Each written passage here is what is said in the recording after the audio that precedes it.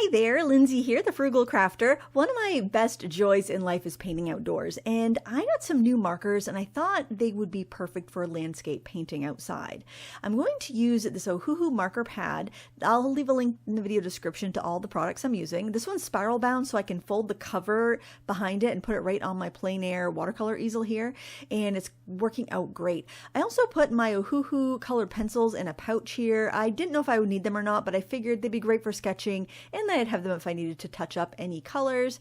And I also brought my tried and true acrylic paint markers, the brush tip ones, because I know they'd be good for adding opaque details later. And there I've got this set of Ohuhu 60 color illustration markers of the S series. And the reason I thought these would be nice for landscape painting is that they have a flexible chisel nib, which I thought would be really good for doing those broad landscape strokes. And here's just a little look at where we're going to be painting today. It's a marsh near my house where I like to kayak sometimes, and it's such a beautiful place to paint. But before we do that, I want to compare these new markers with the older Ohuhu markers that I have at home. Since I'm going to be mainly using the chisel ends of my markers, I decided that's what we're going to compare. So this is the brand new Honolulu S Soft Chisel series. You can see it's got kind of a taper there at the tip, and it's got a gray color code at the end, so you know that that's the end where the chisel marker is. Now in the older Honolulu range, you have a white guide at the end. Your gray guide is for the brush tip. So there's one change right there. And you can also see you have kind of a stubbier, chunkier, hard nib on the original Honolulu marker.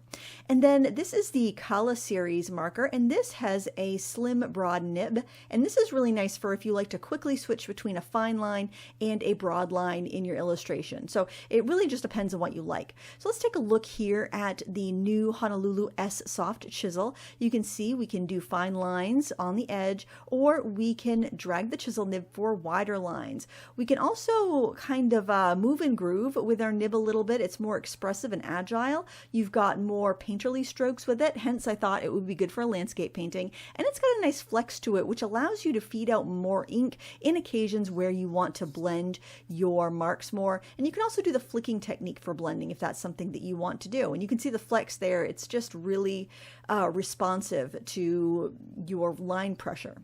Here we have the original Honolulu chisel nib. This is featured on the classic Honolulu markers. You can do a fine line on its edge. You can do a broad line of 6 millimeter wide on the widest part, and you can get some fairly expressive marks, but because it is a stiff nib, you're just a little bit more limited as far as turning corners and whatnot. It's kind of like comparing a sports car to an SUV, I guess. And there you can see the difference in the width of the marker and how it tapers a little bit differently.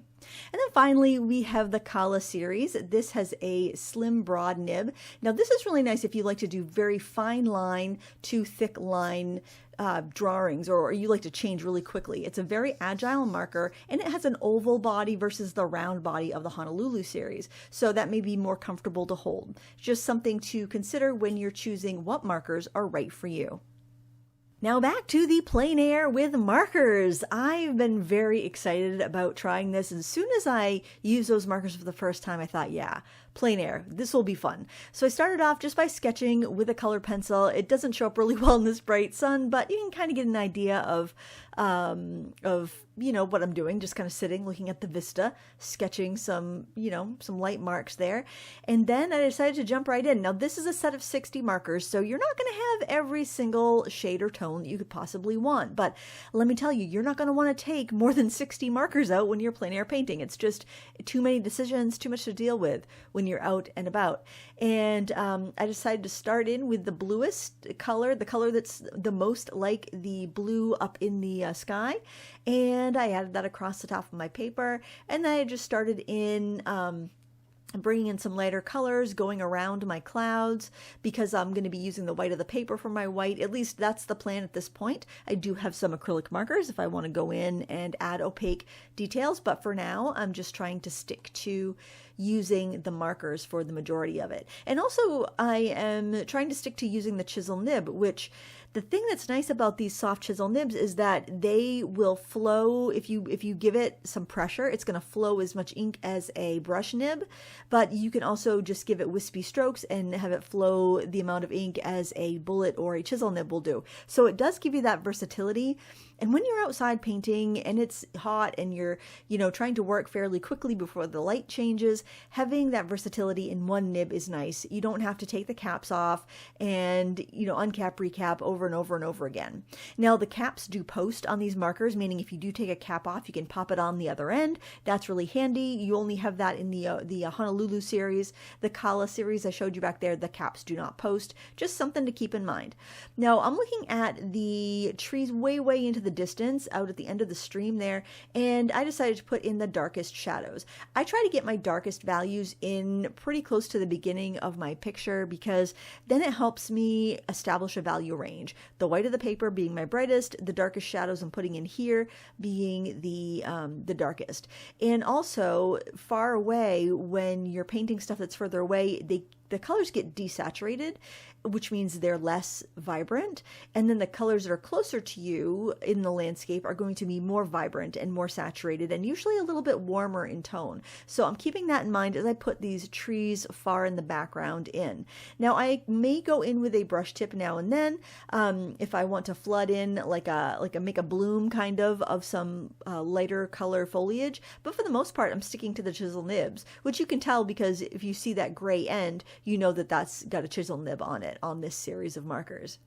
I really liked having the chisels a lot of times because when you're trying to do water and you're trying to keep the water level, I find having a flat nib like that makes it easy. Kind of like if you're using a flat brush versus a round brush when you're watercoloring, it's just easier to kind of keep that level. Now, as you can see, if I do want to get more of an expressive swath of color, I can go over to the brush. But for the most part, I'm finding the chisels are working really good for this subject.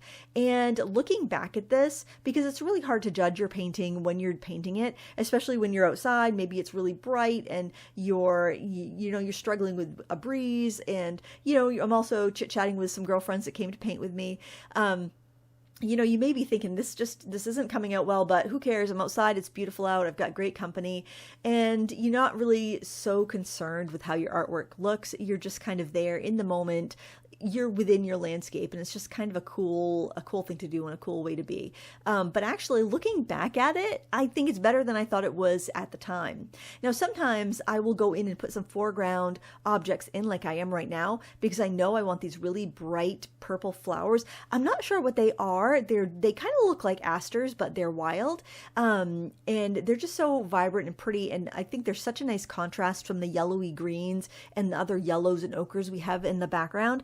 But because markers are transparent, I wanted to get those in and established before I started going in with something else and covering up the area where I wanted them to be. So in that respect, using markers is similar to watercolor. You are reserving light. It's a transparent medium, so whatever you put down, you're going to be able to see through when you put something else down on top of it. So you do have to plan a little bit with markers, which can be a bit of a challenge. That's why I brought my acrylic brush pens from Ohuhu, because I knew that if I did need to have some opaque accents or I just needed to, get some light back, I would be able to do that. And it wasn't so many products that I couldn't have them easily spread out on my little table here. This little table here, I will link to it. It's just a little watercolor field easel.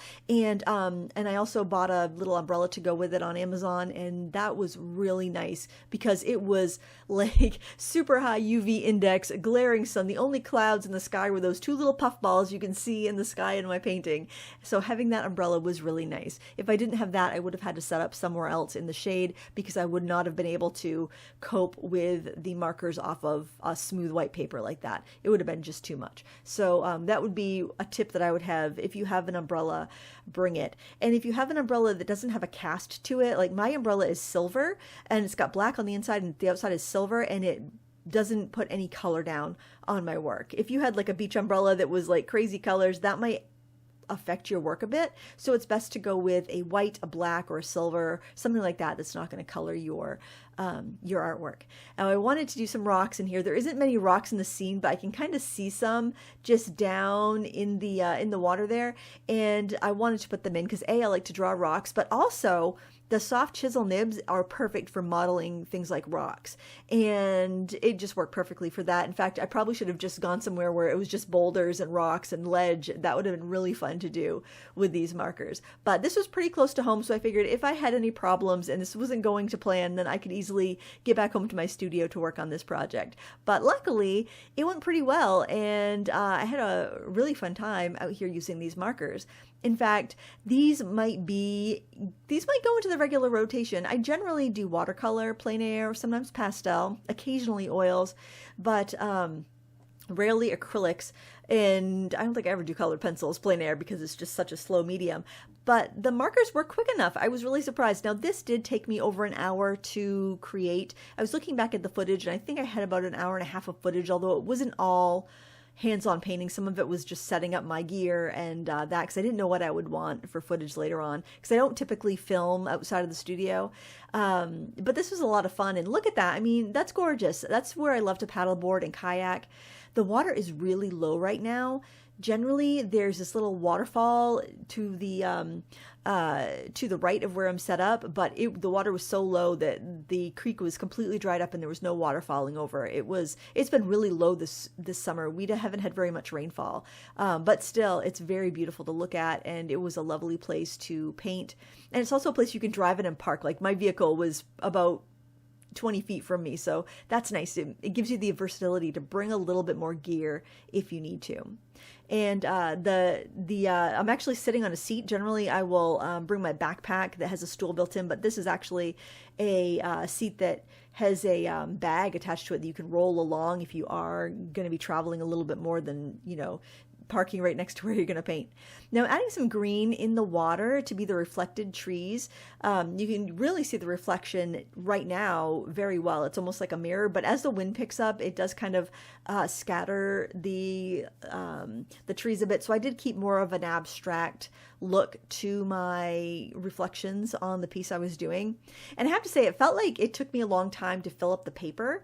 Here, I didn't have quite the right color, so I used my little marker, the little piece of plastic that comes in your set of markers to put behind your paper when you're sketching and coloring. I used that as a palette, and I scribbled out the darker marker, and I picked it up with a lighter color to fill in those areas where I just needed that kind of in-between shade. So that's a great way to to expand a smaller set of markers. Just scribble on a plate or a piece of plastic. The little guide that comes in your Ohuhu markers works great. Now, if you want to clean that, all you got to do is take a rag with some rubbing alcohol and wipe it off. And I would recommend cleaning it before you put it between your pages to protect your pages, because otherwise it could end up transferring and making a mess there when you go to color over it. Now, this paper, I was surprised because I did take the protective sheet out so I could use it for a palette, but these markers didn't bleed through to the next page. It did bleed onto the back of this page. You wouldn't be able to use both sides of this paper in this particular sketchbook, but it didn't go onto the next paper, which I was really happily surprised about. So just a little info on this particular marker pad. Now, Ohuhu does make a bleed-proof marker pad, but personally, I don't like using that as much as I like using this pad, or my favorite one is the hardcover one, but I didn't bring that because I couldn't fold the cover back behind itself, and I knew it was going to be in the way and not look as good on camera, so that's why I went with the spiral-bound one. It was just going to work easier with my setup here. If I had to have a whole 8x8 album completely open, it would have just taken up my the whole screen, and I didn't think that would be as nice. But this worked out really well, especially because I didn't need to use a lot of colored pencil on top. This is a smoother, slicker, almost like a Bristol paper. So it wouldn't hold as much colored pencil, which is probably why the colored pencil sketch came out so light when I was doing that initially. But it doesn't really matter. I just need to break up my paper a little bit to assign spots for things to go, essentially, so that I wouldn't put things and then not be able to add things on top. Does that make sense? I wanted to kind of map out where the water was, where the clumps of land was, all of that. I like to use lighter colors over darker colors sometimes because you can lift out shapes sometimes. You can make little blooms that will look like trees in texture in the distance, because when you have a big just mass of woods and trees, it can get really confusing and it can get really overwhelming. And you can't paint every detail because you can't see every detail. I can see the details on the flowers that are really close to me, but when I look back at the landscape, I can't see all that detail. I'm only seeing little bits and pieces. So far, we just have alcohol marker on this piece, but I feel like we could flesh it out a little bit more by adding some opaque color. So I'm using the Ohuhu brush markers for adding some accents. I'm putting some shimmer and ripples in the water. I decided to soften the clouds a little bit with this too. And one thing I noticed was that this paper is such a cool, hued, vivid, bright white that the white marker almost looks a little bit yellow next to it, but I think it worked out really well in the end. I decided to add a little bit more opacity to the purple flowers in the foreground as well, and I added some beigey browns into the dried up Queen Anne's lace that were kind of growing up right in front of me. I thought they looked so cool, making almost like a frame at the bottom of this page. And I also like to have stuff like that for scale at the bottom of my landscapes, so I'll put like long grasses or maybe cattails. I couldn't believe there were no cattails here. I'll put long grasses, flowers, things like that that will add a little bit of a frame or some scale to the picture. And because the acrylic markers are opaque, they're going to cover up whatever is behind them. So I don't have to worry if I reserved spaces or anything like that. So it's really the best of both worlds. One thing that I really enjoyed about this, both of these sets, is that they come in carry bags, carry cases, so you don't have to find a storage solution for taking them on the go. That's really nice. The acrylic markers have little slots on their case, so it's really easy to see what every color is rather than having them loose in a jar where you'd only be able to see the top. I also keep a couple cups on my stand of my easel so that as I'm using a marker, I can plop them into that cup.